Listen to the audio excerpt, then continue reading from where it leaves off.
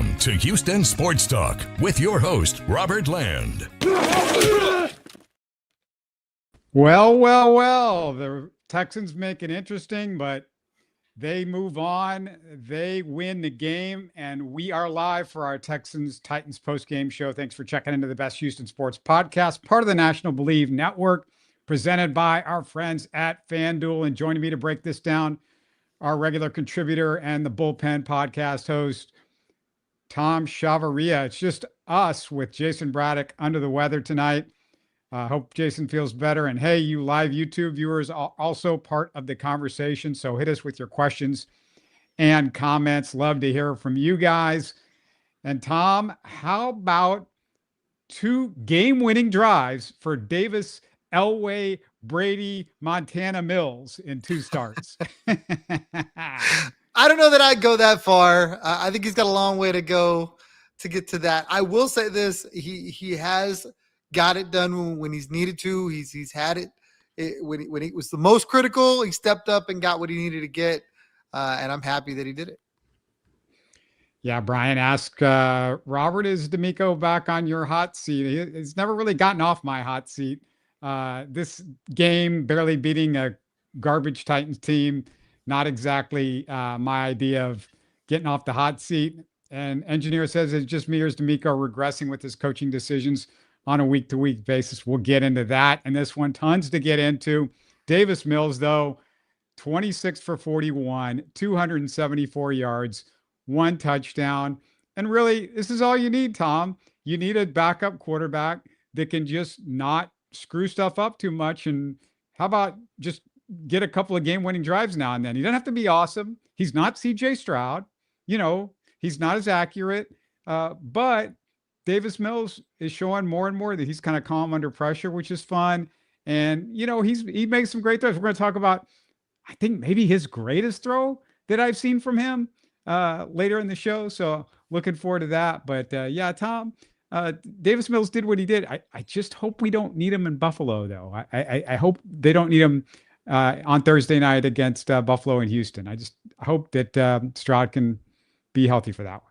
Hold on, you were just singing his praises. Why would you want him to go against the Buffalo Bills? He's 2-0 in 2 starts. He's led 2 game-winning drives. I don't understand. There's so many people that are on the Mills train that this guy is doing things that CJ wasn't able to do, and never mind that they only generated 16 points against a really bad team. He couldn't put it in the end zone any different than CJ Stroud. Yeah, I think that was sarcasm by Tom right there. I poured this drink for all the DeMeco haters. I knew this was going to be that kind of show, so I had the adult beverage on tap. I think y'all are crazy, but we'll talk about it. All right, let's get to it. Texans opening drive. We go through these drive by drive. Couple of nice 3rd down catches by Higgins and Nico. Both good placement throws by Mills. Then he throws a picture perfect 22-yard sideline throw on play action to Hutch. I thought that was one of his better throws. Drops it in a bucket. After a failed 3rd down and Wright's missed field goal, the Titans bail out the Texans on a Jeffrey Simmons special teams penalty, but the Texans decide to play their hits. They just like to play the hits. How about a traditional O-line penalty inside the 10-yard line? How about Christian Kirk dropping a touchdown? How about DeMeco with a terrible challenge? How about a 4th down sack on a Woody Marks missed block? Woody Marks, that's not typical, but some of that other stuff sure is. What did you have a bigger problem with right here, Tom? The fact that DeMeco didn't know what the catch rule was, or that he went for it on 4th down? Or did you have a problem with either one of those? I didn't have a problem with either of those. You know how hard this team has struggled all season long to score points? You think he's not watching all of these games knowing how terrible his offense has performed all season, regardless of the quarterback? You think he didn't throw that challenge flag because he knew that was the best chance they were going to have to score points? I mean, I get it. You're upset. It wasn't a good challenge. I saw it with the replay and thought it was a bad challenge myself. I understood it, though. I understood going forward on 4th down. This is an inferior football team that they should have beat handily, and he knew he needed to get points. He needed to get on top. So for me, I get where people are like, well, we should get better from the Texans. You're right. Hold the players accountable. If you were to want your coach to play an aggressive style, what do you want him to do? Kick field goals all game? I mean, Go for it on fourth down. I don't see the problem. This is a team that they should have beat by at least 7 points, and it didn't happen. Okay, on the challenge, luckily they didn't need it, but it was a dumb challenge because, look, we know the rule. We've seen it like 1,000 times. If you don't catch the ball and go through the ground and hold on to it, it was never going to be overturned. You're just going to waste it. You might need it later on. You got to know when to use a challenge. That's been a DeMeco issue at times throughout his coaching career. The fourth down thing, it's on the 2-yard line. The Texans are terrible when they're this close to the goal line. They don't know what to do, but you said it's the Titans. That's it, though. It's the Titans. You're not expecting the Titans to score a bunch of points. Get the 3 points, get out of there. And you got lucky to get that 3 because, right, misses the field goal. So you got lucky to get that, but just walk away with the 3. Don't give them momentum on the first series of the game. I'm sorry, Tom. Like you're playing the Titans. Just get the 3 points. You're not going to need 30 points against the Titans. You 3 instead of 7 is fine right there. That's my argument. It's the Titans. You don't feel like they can score on your defense. So why wouldn't you take that opportunity to try to get your team some valuable reps at 4th and 2 when you know the other team isn't going to be able to score? I think this was the perfect time to do all of these things. If you told me he did it against the Colts or Buffalo or Kansas City that have offenses that go put up points, then I would be with you and go, absolutely, that's a mistake. That makes no sense. That makes no sense logically, though, because those teams, you need more points. Why are you worried about the Titans? What you don't want is okay, we're having a difficult time scoring. If we just kick that field goal, this is the Titans. We didn't need the points against the Colts and the Bills. You're going to need those points. That's my point. I just don't. I'm getting your logic is exactly the opposite of the way it should work with the Titans. These are the Titans. You're not worried that they're going to score 30 on you. So for me, that's when I want to try these things. That's when if I fail on 4th and 2 against the Titans, it doesn't hurt as much if I fail at 4th and 2 against the Colts or the Broncos or anybody else that's going to go down and put up touchdowns versus field goals. I think that if you're going to take a risk, it's better to take a risk against a team that you don't feel that can beat you. You just don't. You feel like your defense is better than their offense, which, I mean, it kind of played out. We'll get into it, but I think that the reason DeMeco made these moves was it's the Titans. We're supposed to beat them. It's early in the game. We have plenty of time to figure this thing out, and let's take a shot. If we get the 6, then he looks like a genius. No, I don't think he looks like a genius. I just think he looks like, hey, they finally, blind squirrel finds a nut or whatever, because the Texans getting 2 yards when they have to get 2 yards is not realistic for this team. And you take the 3 there and you move on, and that's it. Anyway, we're never going to agree on that. That's obvious. We'll continue on. Titans drive down for a field goal, so it turns into a 6-point swing. The Trent Brown holding penalty ruins the next Texans possession. The Texans D forces a punt, so Texans' 3rd offensive possession. Woody picks a couple of first downs up on the ground, but the drive ends on a Mills sack when Ursary just gets trucked on that one, Tom. And I also blame Mills a little bit. He needed to climb the pocket there. You saw the 2 guys collapsing. There was room in front of him to move up a little bit. It's what you get by like, you have to take the good with the bad with a lot of young guys. There's going to be a series where they struggle. This was a series where Ursary struggled. I think you're right. Mills has at least got to throw the ball away. I really wanted to praise Mills early in the game. He was able to get away from some sacks and get rid of the football and extend drives or keep a reasonable down and distance.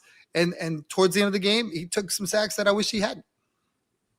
Climb the pocket should be written in big, bold letters in the Texans quarterback room, because this is a consistent issue with both of the Texans quarterbacks. And look, Ursary, he had a couple of bad plays, not his best game after coming off what was a real bounce back for him against Jacksonville from the first game they played. This is a young left tackle. So I'll take the good and the bad with him. After that sack, Townsend, terrible punt into the end zone. Forgot to mention Tremont Smith had a special teams penalty on the Titans punt. So bad special teams early on.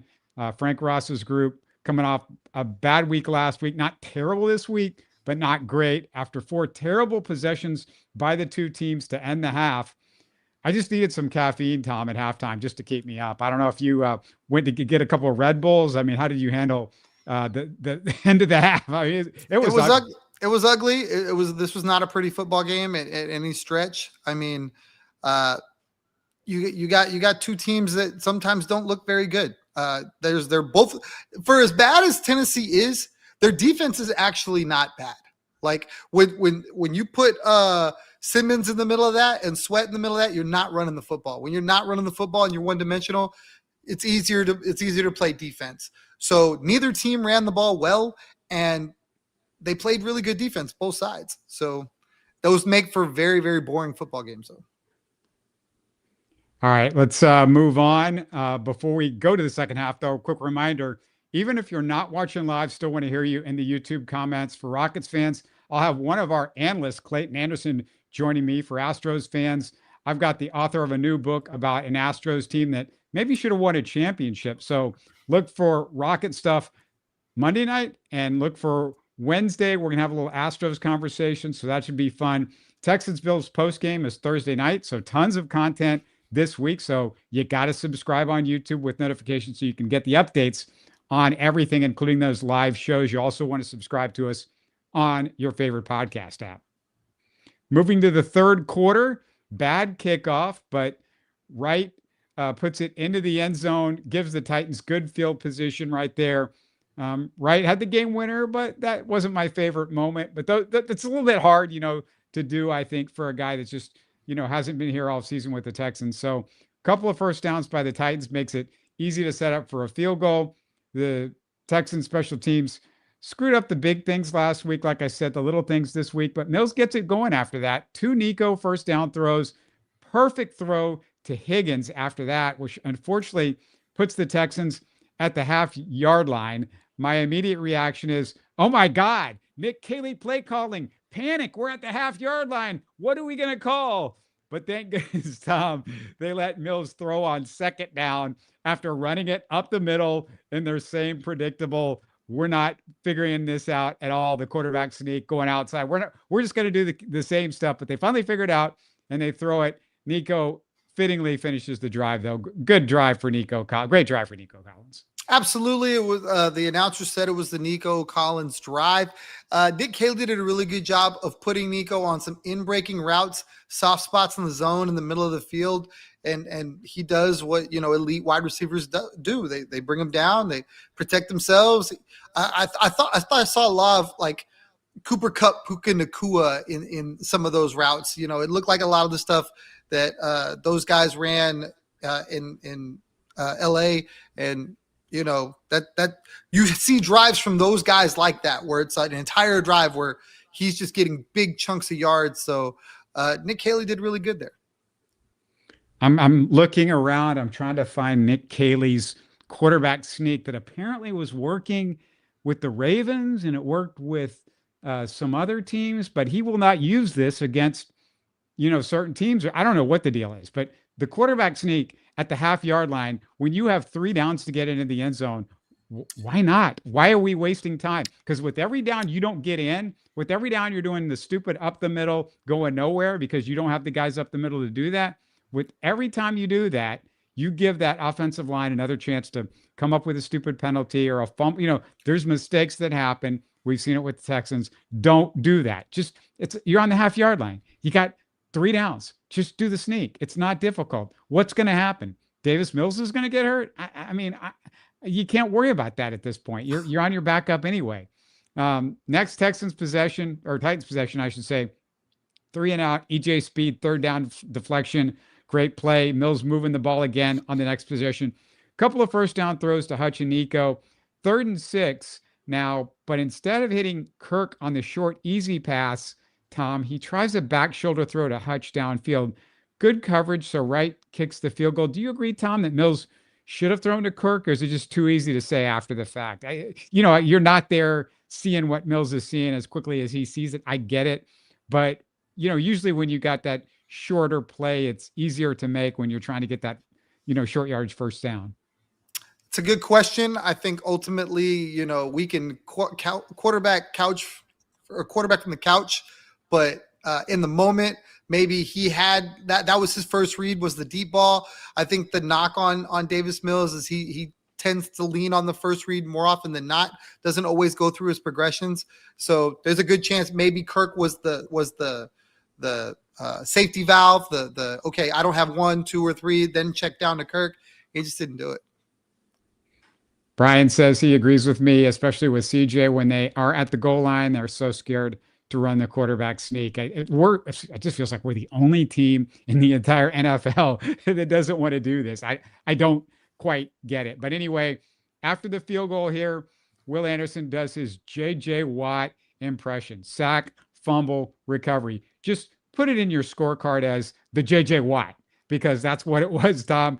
Are Will and Daniil so equally great they cross each other out for Defensive Player of the Year ballots? I mean, what do you think? Because Will, it feels like, is a legit Defensive Player of the Year candidate, right?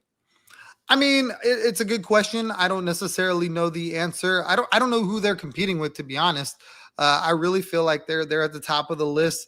You can't have the number one defense, the number one scoring defense, number one yardage defense, and then not have anybody on there for Defensive Player of the Year. They're equally talented. I mean, it seems like every week we get one or the other. Sometimes we get both. So it'll be really cool to see. I mean, I get what Brandon's saying about Myles Garrett, and Myles Garrett's having a phenomenal season too. It's just, how do you keep giving that award to a guy like that on a team that's so bad? I don't know. So we'll see. Yeah, a key thing is, and Jason brings this up, it's not really how many sacks or how many pressures or whatever.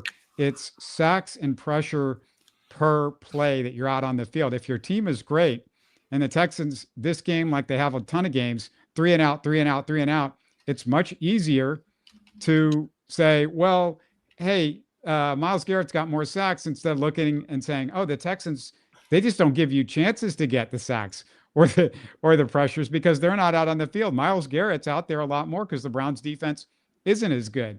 You know, this is like, Tom, I go to ERA.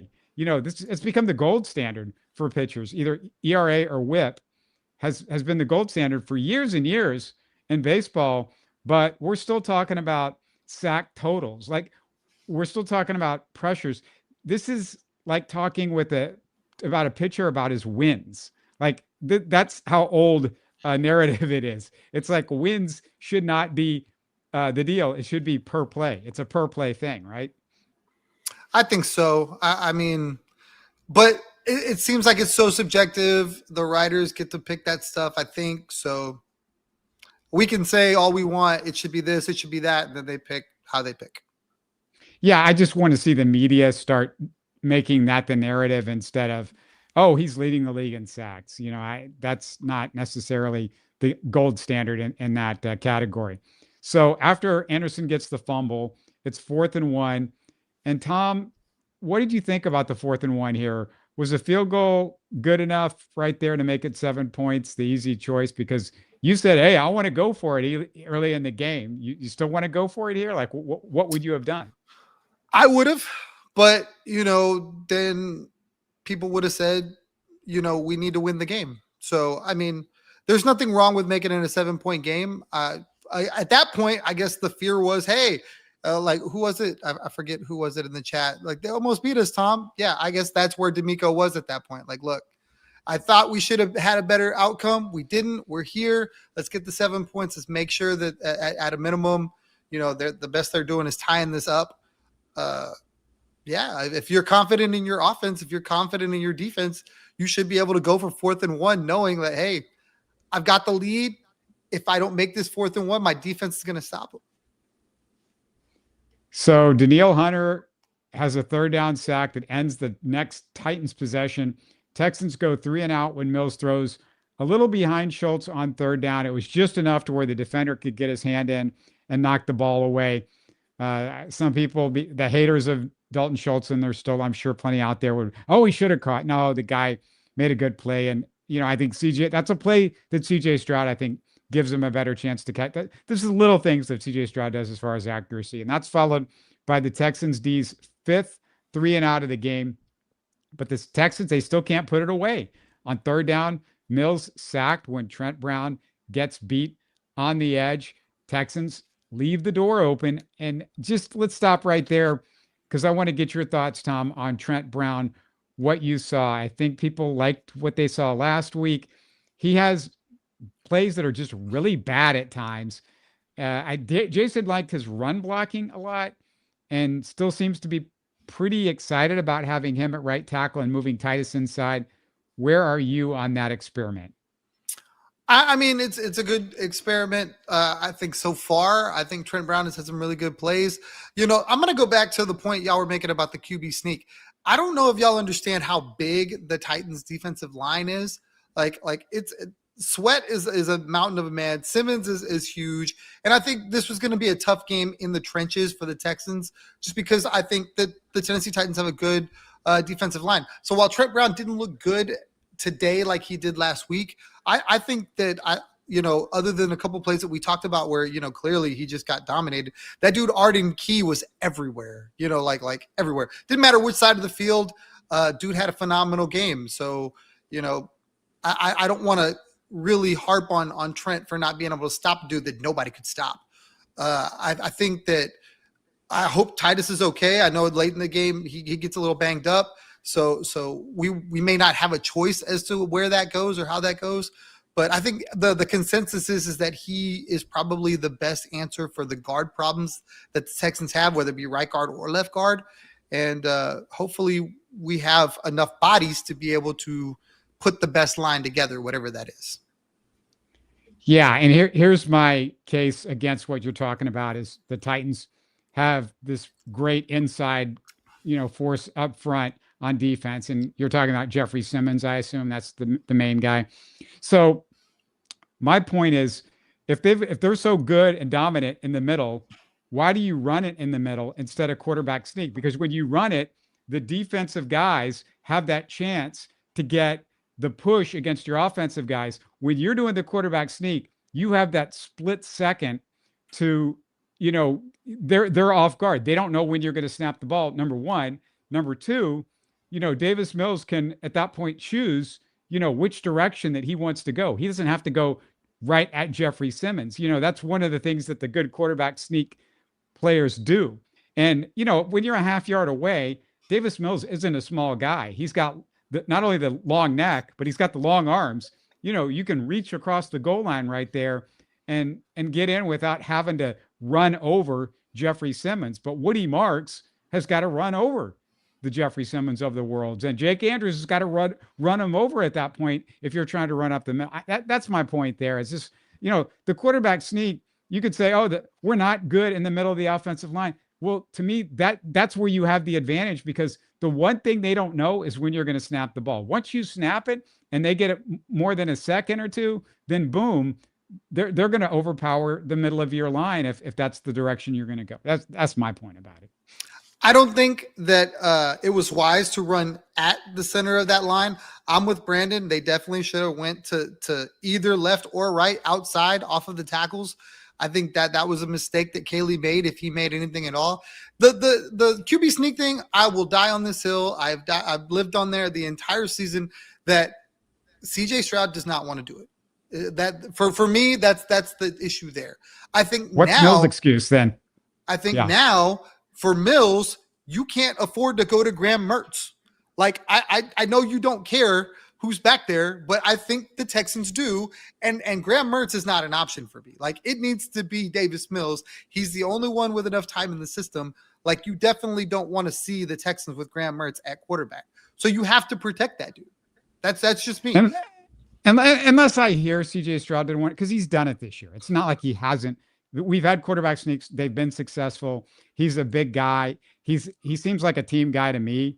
I mean, unless David Mulligetta is like calling him on third down and saying, hey, if it gets to fourth and short, or if it, he's calling him near the goal line, hey, your contract's coming up. I'm sorry. I see CJ Stroud's a pretty tough guy. I mean, I don't think that guy's scared of anything. I don't think he is worried about, what could happen on a quarterback sneak. And when you have somebody like Jalen Hurts that does it all the time and it's got a Super Bowl ring to show for it, I mean, that's got to matter a little bit too. A couple of borderline penalties on that last drive for the Titans. The PI on Stingley, the hands to the face on Autry. It looked like he was going to the shoulders, and then it might have moved up to his face, but it really didn't matter because they already had the big play there. The Stingley PI was the one that really hurt. And that, I don't know. Sometimes it seems like these refs like are real picky with how they call PIs, and then sometimes it's like we'll go with hand fighting until the cows come home. I don't get it. They just pick and choose when they're going to be picky, and I don't agree with that either. Pick a side, pick one way or the other. But anyway, that sets up a great throw by Cam Ward. They beat Kamari over the top. Kamari, who's had an incredible season, not one of his better plays, but it took a great throw. On the Titans touchdown, Tom, hell of a play design, basically using the trips on the right side to screen out the Texans secondary. Aziz and Bryant, just no chance right there.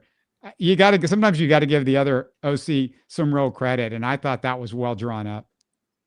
I mean, I agree with you. I think you can't be perfect. Kamari's played so good, but on that one play, he got beat. I thought both of the penalty calls were terrible.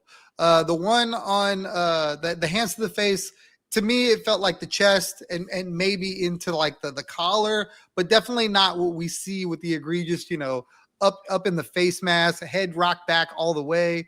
I thought that was a really ticky-tack foul. But the Texans don't do anything easy. We've been watching this team long enough. This game was never going to be the route that we wanted it to.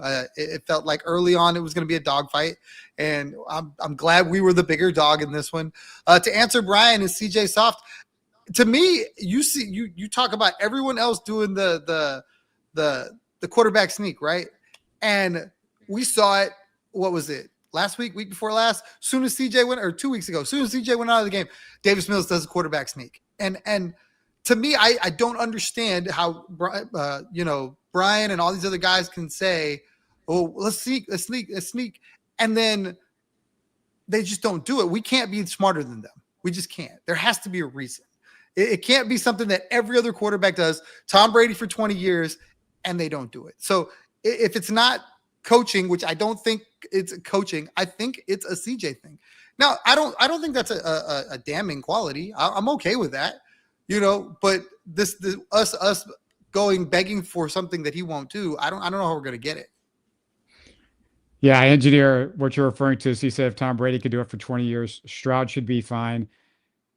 I'm sorry, until I hear it from CJ's mouth, and it's not like they haven't done it ever. They've done it, So like you're telling me that he decides when they do it, like CJ Stroud's calling plays now is what you're telling me. CJ Stroud, who doesn't agree with Nick Caley about going short, is now calling plays on the quarterback sneak, or is that some deal they made? Like, I'm trying to get where this is coming from, Tom, outside of you just flat out guessing. Like, I don't understand. You're telling me that Nick Caley did the sneak in other places. You're telling me like this is something commonplace in all the league. So all of a sudden, Caley's never been an OC. But I mean, he's a quarterback's coach, whatever. But my point is, if they're doing it all over the league, the tush push is universally known. Like, it's a thing. The fact that all of a sudden the Texans are the one team that won't do it, doesn't it shock you as odd? You think it's the offensive coordinator going, you know what, that's a terrible play? It could be DeMeco. Maybe DeMeco remembers. I knew you were going to go to DeMeco Ryans. Well, remember DeMeco was playing for the Texans when Matt Schaub had that foot fracture, and I want to say that was against Jacksonville, and that cost the Texans maybe getting to the AFC Championship game because he was missing the rest of the season. TJ Yates had the 4 interceptions in the Ravens game. So I don't know. Maybe it's DeMeco, but my tendency is to believe that this is, an OC decision. Nick Caley. Caley was never a play caller. He was a tight ends coach. I mean, he's never done this before. On other teams that he was on, they QB sneaked. That's what I'm getting at. I doubt he's never been on an offense where they didn't do it. It's like you said, like everybody in the chat saying it's done everywhere else. What's wrong with the Texans? I don't. Somebody please ask DeMeco about it at the press. I would love to get a real explanation for this because this is a big deal. Like, if this is not in your playbook, when every other team does this, most teams do the tush push, but they all do the quarterback sneak, and the Texans on short, they can't do short yardage, refuse to do it. and refuse to do it with an offensive line that needs all the help that they can get. If they can get like a half a second break on a push that gives them a half yard, why not do it? Please.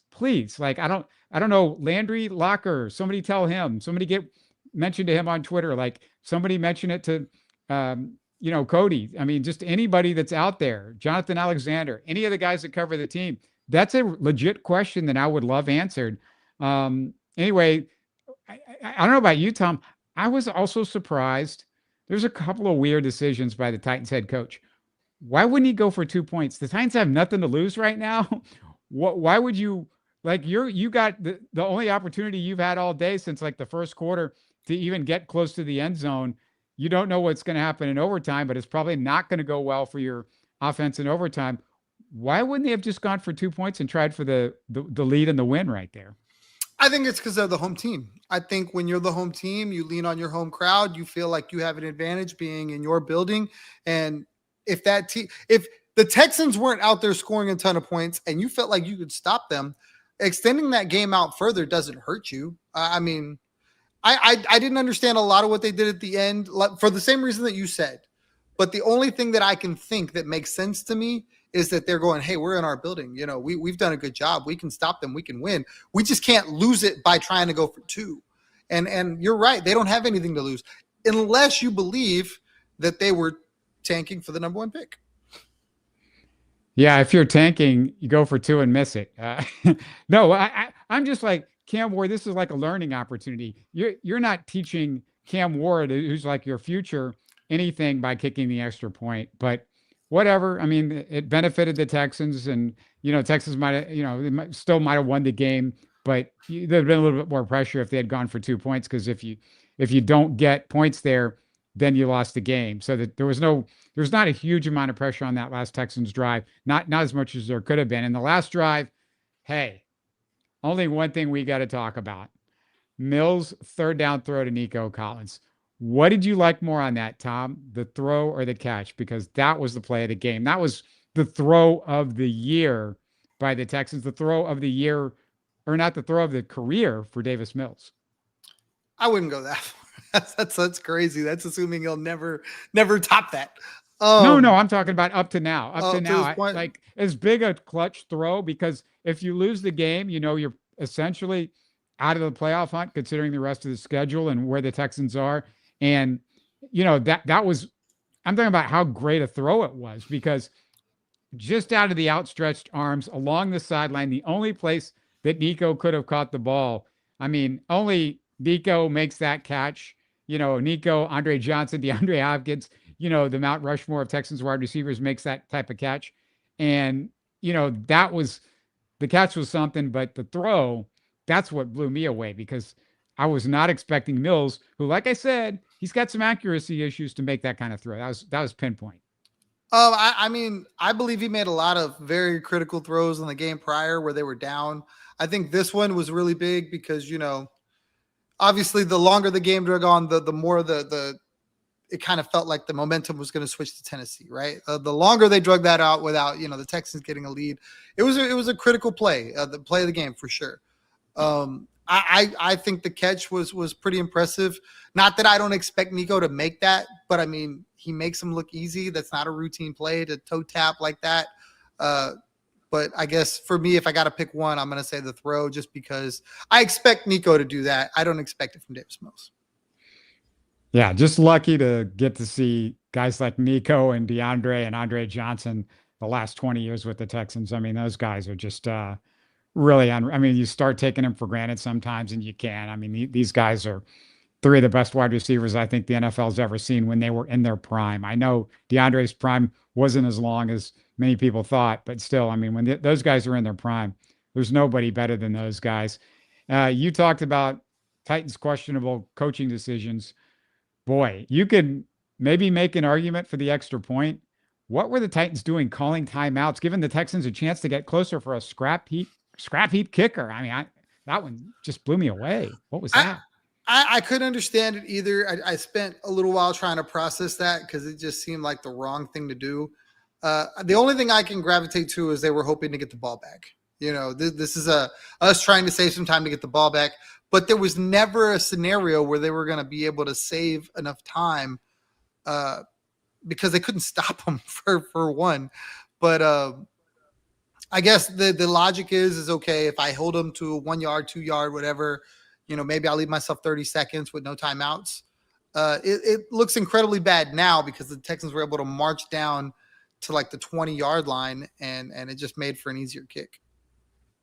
Yeah, I the Texans, the thing was, if they were fourth down or third down, the timeout would have made sense. That's fine, because at that point you're saving time, you're going to get the ball back. But the Texans could just keep running the football, making you use timeouts, and in the end, you were going to lose that battle. All you're hoping for at that point is maybe the Texans fumble, or they, there's a penalty or something like that. But the Texans, is just like, okay, guys, do not move, do not hold. I mean, that should have been the instruction right there, you would think. And of course, maybe he's watched the Texans, maybe he knows that's a bad idea. But congratulations to Matthew Wright. I mean, that field goal was right down the middle. I mean, there wasn't any question about it. He nailed that one perfectly. One thing we can go back to before we start getting into our final thoughts on this one. Engineer asked this one, Tom, the more egregious decision from DeMeco is electing to start with the ball on the coin toss at the beginning of the game. People need to talk about how dumb of a decision that is. I didn't understand that one, because you knew the Titans were going to have a difficult time moving the ball. We know which part of the Texans is better. It's their defense. So why would they want the ball at the beginning? And typically, you like having that, that thing in the bank where you get the ball at the beginning of the third quarter, no matter what happens in the first half. This is because y'all, I truly believe that y'all have this thing against DeMeco Ryans. I absolutely believe that this was the right move. And I'm going to tell you why. Because you want to instill confidence in your offense. You want them to go score points. You want to say to your team, I believe in you. I want you to go do this thing and go out there and run over this team that you should have run over. And that's why you ask for the ball first, because you feel confident that your offense can go get you points. Now, whether or not they could, obviously we saw what happened. Yeah. The logical thing more often than not is to defer, like you said, and take the ball to start the third quarter. The only teams that ever do this, because it does happen, it's not just a Texan thing, right? The teams that feel like they can go get points. You see the Lions do this. And the funny thing is you see people go, man, I wish the team was more like that. And a lot of it is confidence, and a lot of it is coaching going, hey, we're going to risk it. We're going to go for it. We're going to try something. And I think DeMeco's trying to do that. He's trying to play an aggressive style that a lot of people say, hey, sometimes y'all are just so vanilla. We want the aggression. We want to go on fourth down. We want creativity with the offense. And when they do it, they're cursed for it. They're how dare they? Here's where I disagree with you. If I had Patrick Mahomes, if I had Josh Allen, I would still do the same thing. It doesn't mean that you're not getting the ball in the second half to start the second half. The only difference is you feel like, I think it gives the team this idea that, hey, even if we start off a little rough, we get the ball at the beginning of the third quarter. So it evens out. It all evens out when it's all said and done. I don't know if this is something that they figured out from this new rule where, the kickoffs are starting further and further up the field. But yeah, I would feel this way if I was a Chiefs fan, if I was a Bills fan, if I had a great offense. I just like having the ball in the second half. And if things get off to a bad start, you have that. And with the Texans, your offense sometimes is your defense. Like, they can cause a fumble and a pick six, Will Anderson fumble, picks it up, runs it in for a touchdown. We saw last week at the end of the game, they ran one in for a touchdown. So it's not like you can't score points on defense. Not with guys like Will Anderson and Danielle Hunter. Yeah, you definitely can score with those guys. You definitely can score against the Titans team that has a rookie quarterback. I don't know. That's the way I feel about it. The other thing too, and I think this gets talked about a little bit too, and maybe there's something to it. The Texans defense doesn't always start off great, like in the beginning of games. You know what I mean? The Texans defense sometimes takes a little bit to get going. And maybe that was an idea. I obviously, until DeMeco says why he did it, we won't know. But, me just trying to creep into the mind of the head coach and kind of understand what he's trying to process, what the thought process was, that's kind of where I land. I feel like this is him trying to instill confidence in his offense, saying, hey, we're going to go get the ball. We're going to drive it right down their throats, and we're going to score on the opening drive, and we're just going to be out in front the whole game. Our friends at FanDuel have the Bills favored by 4.5 Thursday. That should fluctuate depending on Stroud's availability. Now, Tom, what do you think that spread is based on? Is it Mills playing? I don't know. To be honest, that seems like it's a little lopsided. That's so normally when you're the home team and it's kind of like an even game, maybe it's a field goal. For it to be a 4.5 point spread, it's a big number. I know the Bills have been kind of up and down recently. Last year, the Bills didn't look good against the Texans, so maybe a little history. Josh Allen didn't do well against this defense. So I know people don't necessarily remember that because it was like 2 years ago, basically. But the Texans put it on Buffalo last year. So maybe that has something to do with it. I hope that CJ's playing. I hope that this is based on CJ Stroud playing. We'll see. Yeah, I would say this is based on Mills because you typically give the home team 2.5 to 3 to start with. You give them an extra 2.5 and 3 points. So 4.5 means 7. They think the Bills are 7 points better. I have a hard time believing that, even though the Texans have a worse record than the Bills this year, that with Stroud, they think the Bills are 7 points better than the Texans. So I am guessing this is based on Mills playing. And if that's the case, then I've got no issue with that. If you think Stroud's going to play, then get on FanDuel right now. Get on the app, FanDuel.com, go there and put your money on the Texans. I would be surprised if Mills can beat the Bills because, the Bills are going to score. And, one thing that we haven't talked about at all, Tom, so far is the Texans, again, late in the game, they need to make a stop on defense. They didn't do it. And I know you've talked about, this is because they're on the field all the time. Now, Jason keeps saying that the Texans aren't on the field all the time because they keep getting 3 and outs.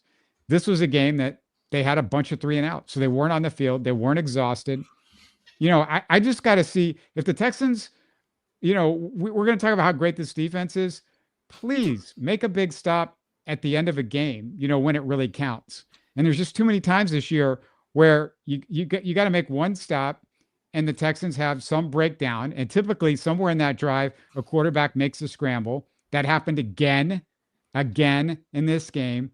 You got to fix that. Like that's on DeMeco right there. That scheme, that's on DeMeco because, he's the defensive guy. If you think it's Matt Burke's fault, then go ahead, I guess. But I don't most of us agree that DeMeco is behind scheming, and that's something that you would think he would have worked on all week, but based on, he's a former defensive coordinator and this keeps happening to the Texans?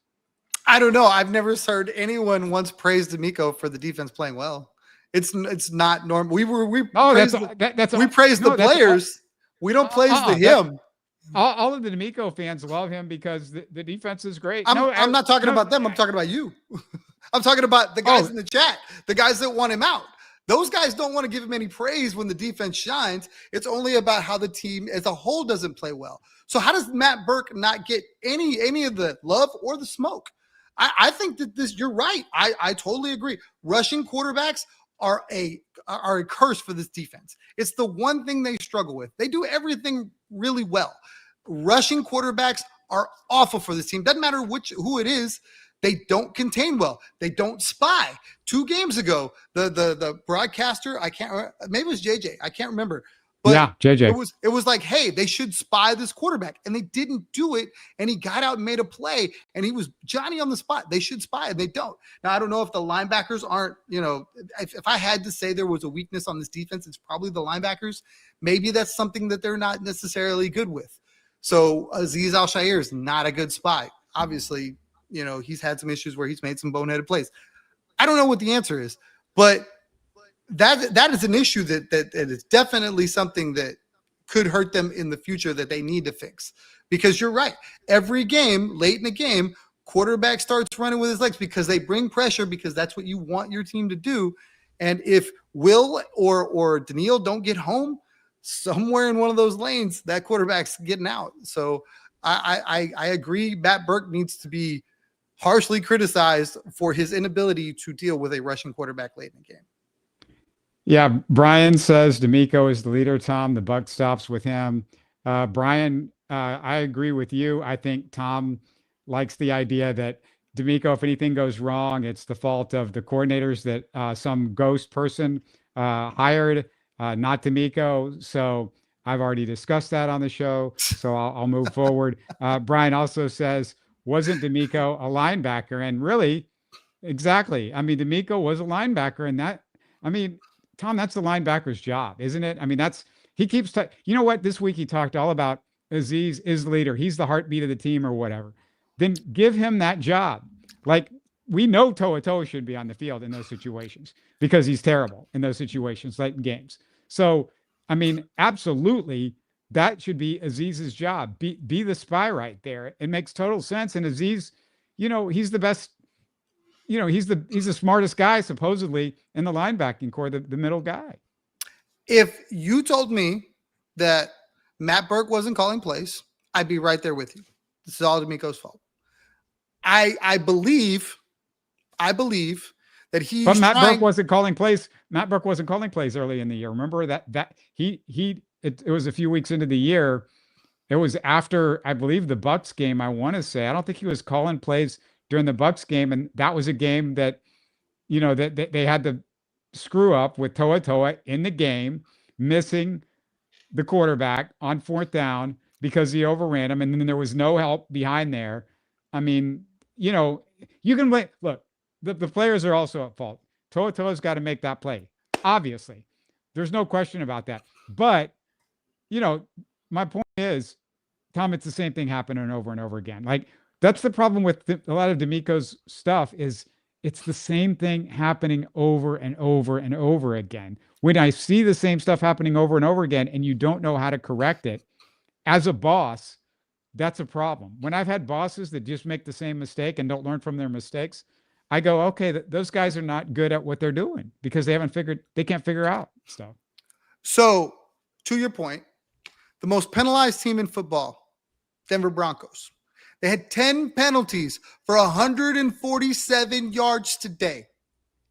They beat Kansas City, 19-16. I guarantee you, none of their fans are going, that guy's not there. They're not doing their jobs. They're constantly penalized every game. These guys are bad. We need to get that coach out of there. They're 9-2. Now, I'll give you this. I will give you this. If they don't win, DeMeco Ryans will lose his job. That he's supposed to lose his job. And right now, 5-5 is not good enough. You're right, 100%. But we're discrediting the fact that the dude's been 10-7 the first 2 years. He gave up power to be more of a head coach and less of a coordinator, which I think is a good thing. And it's year 3. It's year 3. Nick Caley, year 1. The defensive coordinator, technically year 1. And there are going to be mistakes with young guys. Sean Payton's been doing this for 20 years. His team is the most penalized team in football. No one cares because they're winning. I say all that because I feel like, yes, could DeMeco be better? Absolutely. Could all of y'all be right? Absolutely. Could I be wrong? Absolutely. But at some point, I just want to put the onus on the people that are doing the jobs. The players, the coaches that are doing the jobs. He is definitely going to be the one that gets the axe. No question. No question. But what's wrong with Matt Burke? What's wrong with Nick Caley? We don't ask those questions. We ask, why is DeMeco Ryan not getting these guys to stop holding and hands to the face and tackles and all these things and bypassing the coaches? That's all I got. Yeah, I'm sorry. I mean, Sean Payton has been doing it for 20 years. He's won a Super Bowl. Give him that credit. And, it's not that Sean Payton isn't doing the other stuff that I think DeMeco just does. It's one thing, my thing is, it's one thing if, okay, DeMeco's got this one thing. He's not good at clock management. Okay, that's fine. He's not good at hiring offensive coordinators. Okay, that's not great, but okay, it's the one thing. But you start adding up, having the wrong personnel, the defense not holding up late in games, the offense being terrible again and again, not doing good at clock management, not doing good at challenges. It's the stuff they start adding up and you're not getting better at. Like I pointed out in a show earlier this year, Andy Reid is one of those guys that was not good at clock management. I mean, they made fun of him for that for the first few years of his career, but he got better at that. And he was so good at everything else that he would get to Super Bowls. And DeMeco, I know he was 10-7 his first 2 years, but the first year he was 10-7, they had a terrifically easy schedule. Their schedule last year wasn't that difficult. When he plays teams that are tougher, you hope that he can win those games. And until I see him start to win the games when the teams are really tough, then we can talk about it. And people are going to say, oh, well, he won those 2 playoff games against Cleveland and Joe Flacco, not the greatest quarterback of all time, not a great Cleveland team. And he won against San Diego. And that was Justin Herbert that looked pretty bad. Now he made him look bad, but I don't think that was a great team. I think there was a lot of talent that Harbaugh was trying to, turn over in his first year as a rookie coach. And, if you want that guy that can win that first round, if you want the guy that's 10-7 is where his peak at, well, Bill O'Brien, we'd probably go get him again. He'd be happy to be back in the NFL. I mean, DeMeco Ryans, somebody pointed it out on X, Tom, DeMeco Ryans at times just looks like Bill O'Brien with a better personality and a nicer smile. I mean, to be honest with you, that's a lot of what you see with some of his decision making and some of the way this team comes out there and plays a lot of the time. I don't know.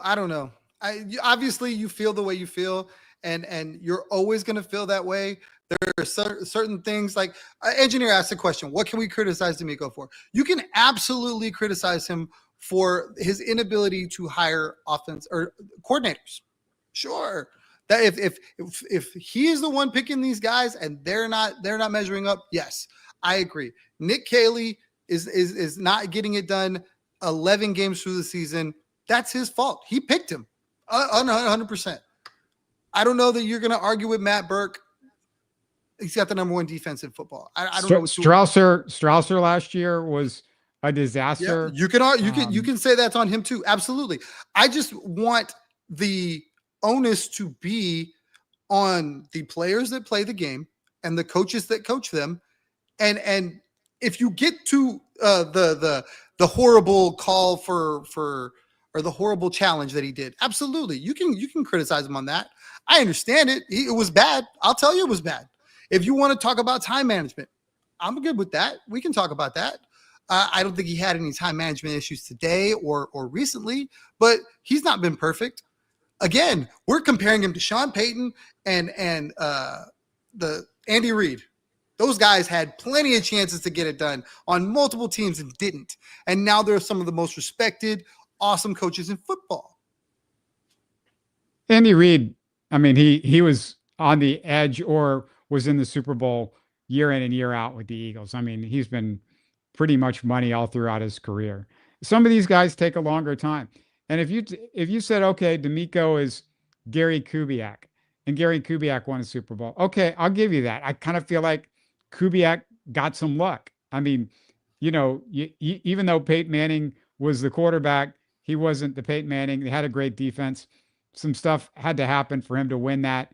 There are years where you get luck, but my belief is you want that head coach that you feel like can outcoach the best head coaches in the NFL. Those guys typically are there consistently year in and year out, whether it's Andy Reid or John Harbaugh. Either one of those guys is definitely in that conversation. That's my feeling on it. It's just amazing to me that the Texans, Ravens, and Chiefs are tied with the 8th best record in the AFC. Who would have guessed all three would be on the outside looking in, Tom. I mean, I don't know. How do you feel about it going to these last few games? Do you feel like, okay, Stroud's got to be healthy on Thursday. We have to win the Bills game. Is that a must win at this point? I don't know if it's a must win. I don't know if it's a must win because there are other games that I feel that they have a really good chance to win. Again, a lot of that depends on how you feel about Indy. If you feel that the Texans with CJ Stroud can't beat Indy, then yeah, they probably need to win the Buffalo game. But I just watched Jacksonville absolutely destroy the Chargers. The Chargers are still on the schedule. The Raiders are still on the schedule. The Cardinals are still on the schedule. Like, there's opportunities for the Texans to get some wins and see where it's at. Right now, the parity in the league is something. There's a lot of teams that you wouldn't think that would be, struggling, like Kansas City, like Baltimore. Who would have ever thought either of those teams would be 5-5 right now? Nobody. But here we are. So if the Texans can figure out a way to beat Buffalo, though, I think it opens up everything. He's going to have to beat the coaches that, to me, look better than him right now. I know some people think he's better than Shane Steichen. Shane Steichen's a great coach, and he's had some really bad quarterbacks to deal with. But I really love Shane Steichen and what he can do with not a whole lot of talent. Andy Reid is Andy Reid. Like, we know that's going to be tough to beat him. The Bills, Josh Allen, the coaching over there, we know those guys are great. So, like, it's going to be big. They got 4 games. They're going to have to win, at least a couple of these. I think they're going to have to go at least 2-2, and then they're going to have to take care of business on these other games. The Chargers are definitely beatable. No question about that. The Cardinals are, we know that you can beat the Cardinals. They're going to have to take care of business to those other games, but you're going to have to figure out a way to win at least 2. At least 2. I mean, I don't know. How many of those games do you think of those 4, the two with the Colts and the Bills and the Chiefs, how many do you think they got to win? I think to make the playoffs, they need to win 2, like you said. For the people that said that Shane Steichen is running circles around DeMeco, he beat him last year at the end of the season with we can't make excuses for offensive line, so I'm not going to make excuses for quarterback play. I'm just not. You drafted Anthony Richardson, that's on you, right? They should be held to the same standard. So it's not on Shane Steichen now, right? I mean, no, but I'm sure he was sitting in the room. He probably could have told him, hey, I don't want that quarterback. Look what he's doing with Danny Dimes. Like I genuinely wonder if they're having buyer's remorse big time on Anthony Richardson, because Daniel Jones isn't anywhere in athletically speaking or gifted as Anthony Richardson, but he's 10 times the quarterback right now. Yeah, no question. I mean, obviously they're having buyer's remorse. That was a swing for a home run and it just missed. But anyway, good stuff, guys. In the comments, loved it. Appreciate y'all. Keep bringing it for sure. You know where to find Tom. It's the Bullpen podcast. Go check him and James out. Thanks for joining us on the Houston Sports Talk live Texans postgame show presented by FanDuel. You want to go check that out at FanDuel.com or go to their app. That's another way you can connect with them as well. Thanks to Tom. Thanks to everybody, like I said, for the great insight. Texans 5-5. They're back at 500 for the first time since they were 0-0. So good stuff. They got the W, survive in advance for now. And we'll see you again on Thursday night. You're listening to Houston Sports Talk. Hey, don't forget to support us by subscribing and commenting on YouTube. You can always listen to us on Spotify, Apple, or your favorite podcast app. Tell your friends about us and share our show links on social media. Spread the word, everybody. Thanks for listening.